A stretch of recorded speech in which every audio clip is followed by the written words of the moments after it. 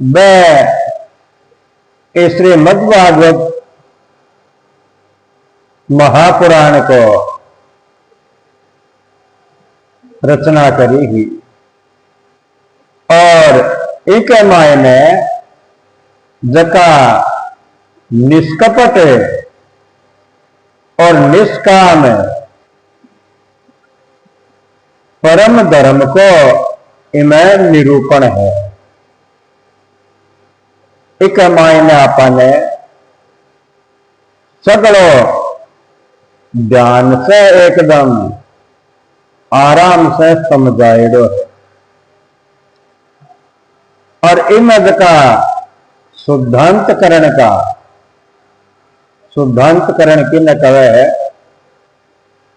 का जक्के की मन शुद्ध होवे, आत्मा शुद्ध होवे, विका विचार शुद्ध होवे और आचार शुद्ध होवे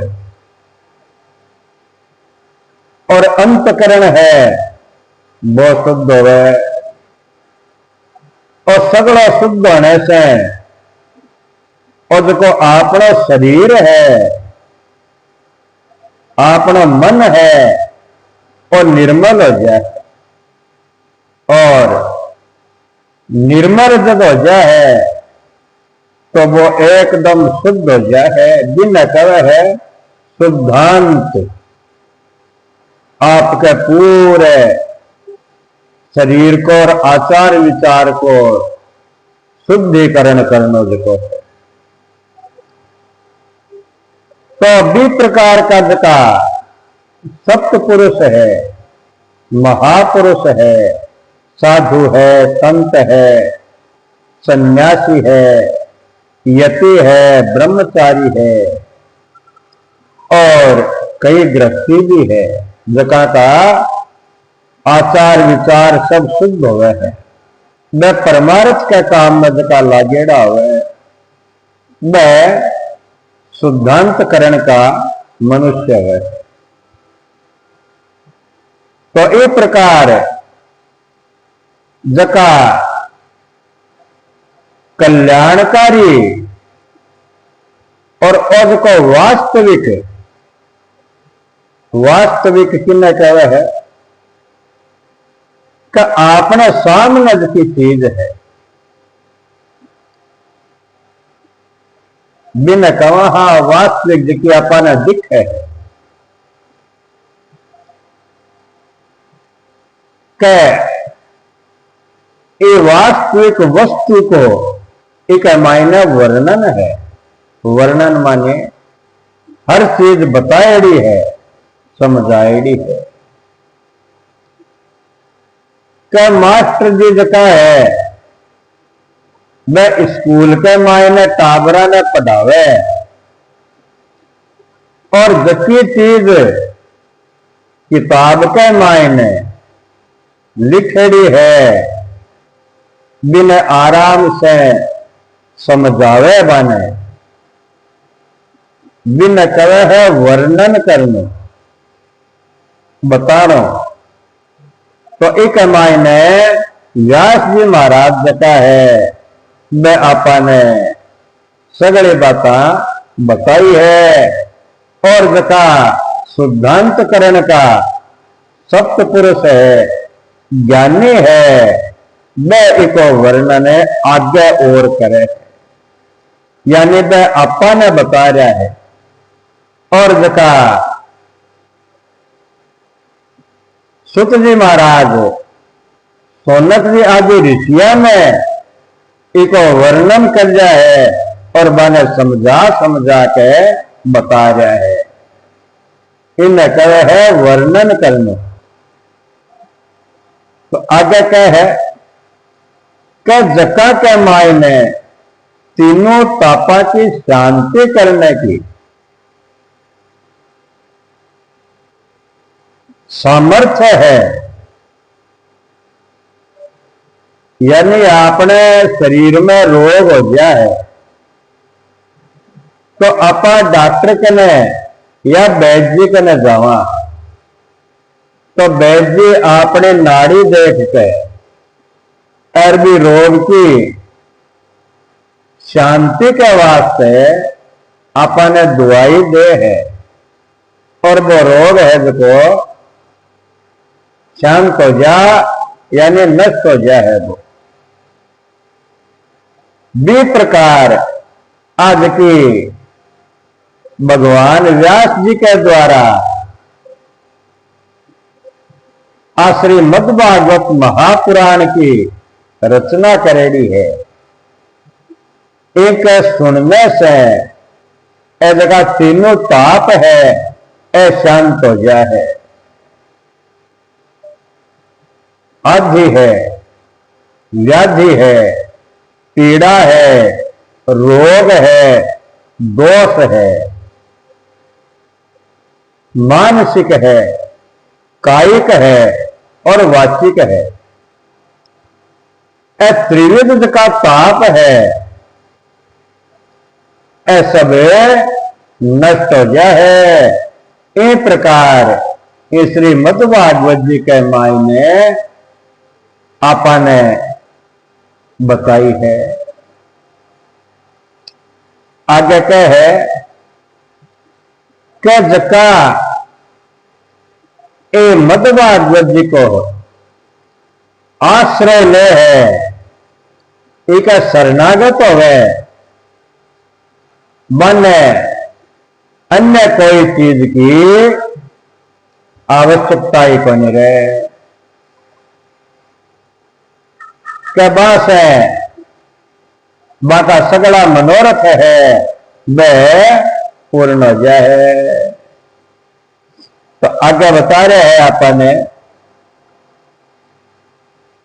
कि जका पुण्यात्मा मनुष्य है, पुरुष है, इन्हें सुनने की इच्छा करे है, कामना करे है कि मेरा कथा सुना और जका ईश्वर है भगवान वह अविलंब किन्हें कहा है।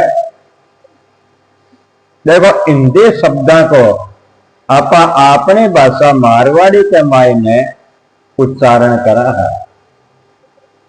क्यों अपना क्षेत्र वही है एक मायने अपनी भाषा समझ में आवे। हिंदी तो कोई से कोई समय आवे है और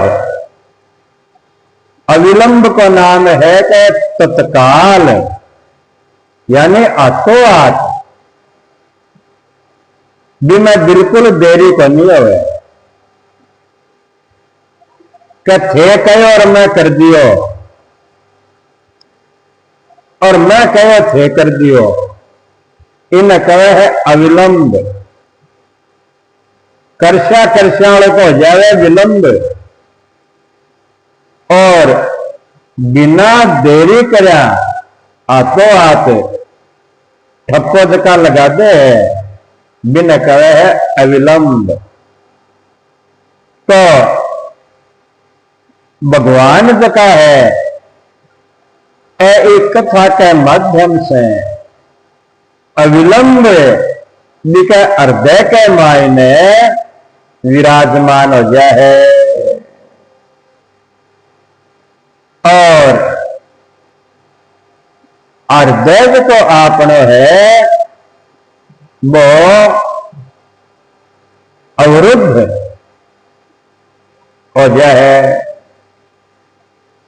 भगवान जब विराजमान हो जाए तो आपने हृदय के मायने एक इस प्रकार की हलचल हो है लेकिन आप महसूस कर सका यानी देखो आप आभास कर सका बिना आप बता कौन सका क्यों कभी को वर्णन आप कद करार कथे करा एक कई प्रत्यक्ष प्रमाण है। यदि कोई एक चीज पर विचार करे तो वो अनुभव कर सके और महसूस कर सके कि हाँ इस प्रकार अपने हृदय के मायने कोई न कोई विराजमान हो है कि आपा भगवान के सामने खड़ा हुआ अनुभव करने की चीज है, इन्हें कोई भी अनुभव कर सके कि आपा भगवान के मैं मांगना हुआ और हाथ जोड़ के मां के सामने खड़ा हो गया और आपने जो नजर है आ सीधी मां के चरणा में और बाकी सुंदर झांकी के ऊपर जब पड़े है तो आपनो जो मुंह है और तालवे के चिप जाए भी समय आपनो मांगो कंजा खाली बिने जान रहे और क्षण दो क्षण के बाद पल दो पल के बाद जब आपनो ध्यान बिनो हटे जब आपने चेतो हो रहा कि आपा तो क्यों मांगियो ही को नहीं आता फिर आपा मांगा तो वो समय तो निकल जाए। बा गंगा जी तो मुल्तान में चली जाए जब हरिदास जी महाराज कने कबीर जी आया है तो कबीर जी गंगा जल बने अर्पण करो तो कबीर जी आपके अहम भाव के मायने देखो विद्या को घमंड सहन हो गया है। अब कहने में कहे के कबीर जी का घमंड को नहीं हो पर कई चीजा आपने सामने आवे है और आपा सुना तो बीस आपने ऐसा होवे कि घमंड तो कोई करोड़ा में एक के कनी हो बाकी को सह के घमंड हो भी कबीर जी के घमंड हो गयो और जो कबीर जी की लड़की ही बाद सागे ही तो गंगा जल जब दियो तो कबीर जी ने आपके घमंड के कारण बोले मैं तो बहुत बड़ो ज्ञानी आप हूं मन आकी के जरूरत है और बाकी जो लड़की ही मैं के कपड़े पर दाग लागेड़ो तो बन रेदास जी भी कठौती के मायने भी कपड़े ने डबो के दियो के ले बेटा इन्हें चूस तो बाद कपड़े ने चूस के और भी दाग ने ही समाप्त कर दियो तो बन तो ज्ञान हो गयो और कबीर जी रह गया। कबीर जी ने जब ये बात को भाव हो मन में चित्त हो कि आपा तो चूक गया तो मैं रेदास जी ने पक्ष आवे कि महाराज वो गंगा जल जो थारो कठौती मान लो तो रेदास जी हाथ जोड़ के कहे कि हे कबीर जी महाराज वह गंगा तो मुल्तान गई अब तो खाली पानी पानी है तो जकी बात है कि अपना भाव जब भगवान के सामने एकदम बाके चरणा में नजर मिले है और बाकी सुंदर झांकी पर आपने नजर टिके तो भी टाइम आपनो जी जीभ है आ तालवे के चिप जा आपा क्यों आऊं मांग कौन सका अन्य क्यों कह कौन सका और जब पल दो पल के बाद के मायने आपने चित्तो हुए है जब आपने मन में हुए कह रहे आपा तो भगवान के मांगन आया, पर आपा तो मांग कौन सकिया। फिर मांगे तो फिर बा गंगा जी मैं तो रेदास जी कह दिया के मुल्तान गई कबीर जी, अब तो नहीं, अब तो जल गए। भी आई आपा इस चीज को अनुभव कर सका, आपने सामने ए बात प्रत्यक्ष है। तो आगे क्या है के बात हृदय के मायने सत्पुरुषा के ज्ञानिया के भगवान अविलंब विराजमान हुए, तो माता को हृदय है वो अवरुद्ध हो गया है। यानी बाल चल एक बार बेरो को नहीं किए हुए वो महसूस करे जगह के हृदय के मायने भगवान प्रवेश करे। भी समय के स्थिति है बाबो बताने के मायने असमर्थ हो गया है। भाई बात आपने बाप लिखी है कि उनको भागवत जी को पुराना को तिलक और वैष्णव का है, भगवान का भगत है, मां को ओई धन है और आई पूंजी है। क्या बाकी तिजोरी के मायने नगदी रुपया किसा नहीं है, और भगवान की भक्ति को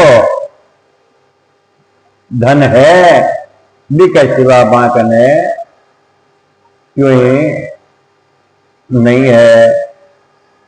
पर और को भागवत का पुराण रूपी जो तिलक है और जो बाको तिजोरी में धन है भक्ति रूपी, एक मायने इसका परमहंस है, संत महात्मा है, ज्ञानी है, बैरागी है, यति है, ब्रह्मचारी है, ऐसा लोग है जका ने ज्ञान और बाका ज्ञान चक्षु चक्षु किने कहे है, चक्षु करे है आपने जगह आंख है, अन्य चक्षु करे क्या ये समय ये लोक के मायने सो में शोध का है, वैसे अंधा है। एक ही सुआ तो नहीं है, से अंधा है। सुआ का दही है, जका का ज्ञान रूपी चक्षु है वह खुला है और वह भगवान की झांकी का दर्शन करे। आपा कभी अंधा है, आपा ने बेरो है कि सामने ओ के काम कर रहे है, पर फिर भी आपा बिना पूछा कि भाया के करे है, तो आपा तो अंधा मत ही है। क्यों कि आपने सामने वो कर रहे है और आपा बिना पूछा हाँ क्या भाया के करे है, तो आपा ने अंधा हाँ जब तो आपा बिना पूछा अंधा नहीं होया, आपा ने दिख है आपा पूछा करने बिना, ये वास्ते आपा अंधा हाँ। आंख आपने खुली है पर खुली आंखों भी आपा अंधा हाँ। और जता का ज्ञान चक्षु खुला है, मन आंखा की जरूरत भी नहीं है। क्या सूरदास जी हा मैं आंखों अंधा है, पर बाका जका ज्ञान का चक्षु है वह खुला है और वह भगवान ने प्राप्त कर लियो और बाकी शरण में चला गया और शरणागत होने से आज वह अमर हो गया। इस प्रकार आपा आंख होते हुए यहाँ अंधा और बाकी आंख नहीं ही तो भी वह स्वाथा है। जी हाँ, आज के वर्तमान युग के मायने आपने श्री रामभद्राचार्य जी लिखा है, वह इस बात को आपने सामने प्रत्यक्ष प्रमाण है कि आपा अंधा और वह स्वाथा है। मां का आंख नहीं है, पर मां का जका मन का चक्षु है, ज्ञान का चक्षु वह खुला है, ये वास्ते वह स्वाखा है और आपा अंधा। तो भी आई ये मैं कह है कि जका का ज्ञान चक्षु वह खुला है, जका परमहंस है और माने विशुद्ध को ज्ञान है। विशुद्ध किन्ने करे है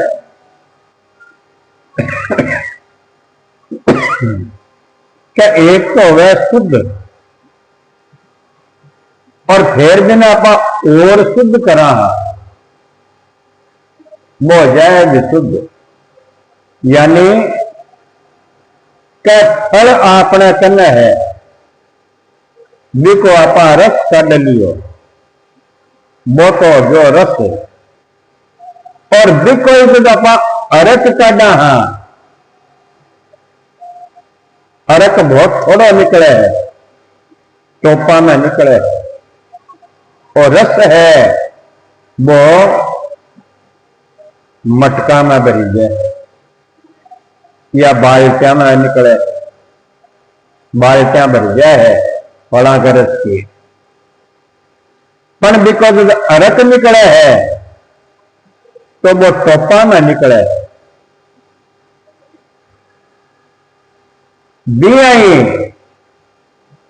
और देखो विशुद्ध ज्ञान है, ज्ञान तो सैकने है, इस संसार में ज्ञानिया की कमी नहीं है। जके कहने खड़ा हो जाओ वो ज्ञान बांटना शुरू कर दे,